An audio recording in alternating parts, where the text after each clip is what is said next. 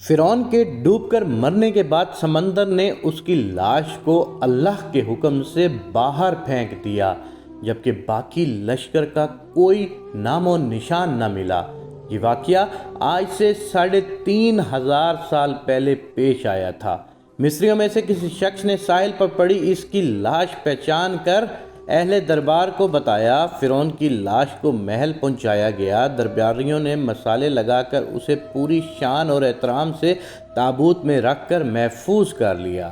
حنوط کرنے کے عمل کے دوران ان سے ایک غلطی ہو گئی تھی۔ فرعون کیونکہ سمندر میں ڈوب کر مرا تھا اور مرنے کے بعد کچھ عرصہ تک پانی میں رہنے کی وجہ سے اس کے جسم پر سمندری نمکیات کی ایک تہ جمی رہ گئی تھی۔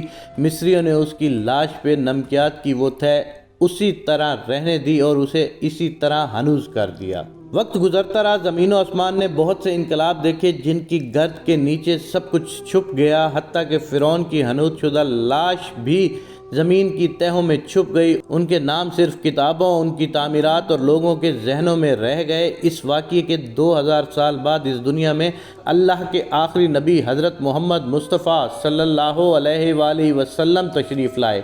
ان پر نازل ہونے والی آخری کتاب میں فرعونوں کے قصے بڑی تفصیل کے ساتھ بیان کیے گئے ہیں، اور اسی سلسلے میں اس فرعون کا جسم محفوظ کرنے کی بابت آیت بھی نازل ہوئی تھی، جس کی سچائی پر سب اہل ایمان کا پختہ یقین تو تھا، لیکن وہ سمجھنے سے قاصر تھے کہ اس خدائی کا دعویٰ کرنے والے کی لاش کہاں محفوظ کی گئی اور کیسے اسے عبرت کا نشان بنایا جائے گا۔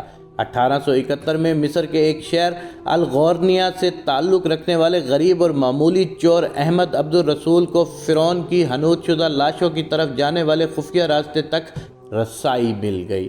احمد عبد الرسول نوادرات چوری کر کے بیچا کرتا تھا۔ ایک دن وہ دریائے نیل کے کنارے کے قریب تبیسہ کے مقام پر اسی سلسلے میں پھر رہا تھا جب اسے ایک خفیہ راستے کا پتہ چلا۔ وہاں وہ نوادرات کی چوری کے لیے کھود رہا تھا کہ اسی دوران اسے کچھ لوگوں نے پکڑ لیا اور پولیس کے حوالے کر دیا۔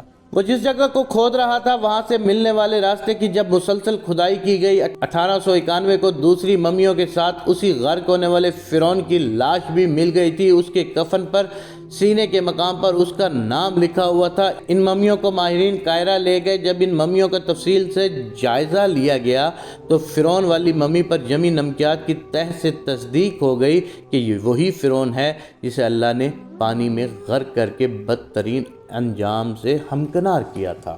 یہ بہت بڑا واقعہ تھا۔ اس کی تصدیق کے لیے دنیا بھر کے ماہرین آثار قدیمہ اور سائنسدان مصر کی طرف امڑ پڑے۔ مختلف سائنسی ٹیسٹ کرنے کے بعد دنیا بھر کے سائنسدانوں نے تصدیق کر دی، دوسری سب لاشوں کی نسبت صرف فرعون کی لاش پر ہی سمندری نمکیات کی تہ جمی ہوئی تھی۔ اس تصدیق کے بعد اسے فرعون کی لاش قرار دے کر عجائب گھر میں محفوظ کر دیا گیا۔ 1982 میں فرعون کی ممی خراب ہونے لگی تو اس وقت کی مصری حکومت نے فرانس کی حکومت کو درخواست کی کہ فرعون کی ممی کو خراب ہونے سے بچایا جائے، نیز جدید سائنسی ذرائع سے اس کی موت کی وجہ بھی معلوم کی جائے۔ چنانچہ مصری اور فرانسیسی حکومت نے مل کر ممی کو فرانس لے جانے کا انتظام کیا۔ جب فرعون کی لاش کو فرانس پہنچایا گیا تو ایئرپورٹ پر اس دور کے فرانسیسی صدر بذات خود حکومت کے اعلیٰ عہدیداران، تمام وزراء اور فوج کے افسران کے ساتھ استقبال کے لیے موجود تھے۔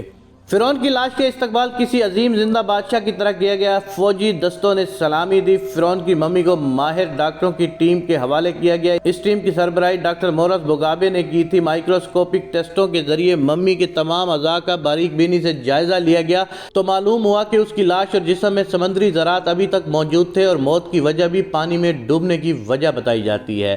ایک بادشاہ کی موت پانی میں ڈوبنے کی وجہ سے ہو، یہ ڈاکٹر مورس کے لیے حیرت کی بات تھی۔ اس نے اس ممی کے بارے میں مزید جاننے کی کوشش کی تو اسے معلوم ہوا کہ اس بادشاہ کی موت کے حالات مسلمانوں کے نبی حضرت محمد پر اتری گئی کتاب پاک میں تفصیل سے درج ہیں۔ اسے علم تھا کہ جہاں سے یہ لاش ملی ہے وہ ایک اسلامی ملک ہے، چنانچہ تجسس کے ہاتھوں مجبور ہو کر وہ مصر پہنچا۔ وہ ایک سائنسدان تھا، اس نے اس معاملے میں مصر کے ہی ایک سائنسدان سے ملاقات کی۔ اس سائنسدان نے قرآن پاک کھول کر اسے سورہ یونس کی آیات 90 تا 92 کا ترجمہ لفظ بہ لفظ سنایا۔ فرعون کا خدائی کا دعویٰ، اس کا پانی میں ڈوب کر مرنا اور پھر پانی سے نکال کر اس کی لاش کا ہنوز ہو جانا اور پھر دوبارہ لاش کا ملنا اور پھر اس کی لاش کو جدید سائنسی دور میں دوبارہ محفوظ کیا جانا، سب کا اشارہ ایک جانب تھا اور بہت واضح اشارہ تھا۔